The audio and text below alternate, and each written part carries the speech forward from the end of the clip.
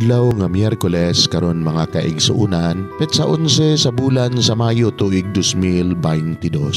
Ang pagbasa kinutlo gikan sa Ebanghelyo sumala ni San Juan kapitulo 12 bersikulo 44 ngadto sa 50. Unya si Jesus misultig kusog, ang nagtuo kanako wala magtuo kanako lamang kung dili kaniya usab nga nagpadala kanako. Ang nakakita kanako nakakita usab kaniya nga nagpadala kanako. Mianhi ako ingon nga kahayag sa kalibutan aron ang tanan nga nagtuo kanako dili magpabilin sa kangitngit. Ang mamati sa akong mensahe ug dili magtuman niini dili kuhukman. Mianhi ako dili aron pagsilot sa kalibutan aron pagluwas niini. Adunay mo silot ni adtong magsalikway kanako ug dili mo dawat sa akong mensahe. Ang pulong nga akong gisulti mauunya ang maghukom kaniya sa katapusang adlaw.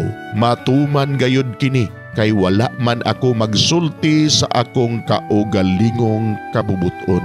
Ang amahan nga nagpadala kanako mao'y nagsugo kanako kung unsay akong isulti. Og nasayod ako nga ang iyang sugo naghatag og kinabuhing dayon. Busa ang akong gisulti mao ang gipasulti kanako sa amahan. Mga igsuon, ang Ebanghelyo sa Ginoo daygon ikaw o Kristo.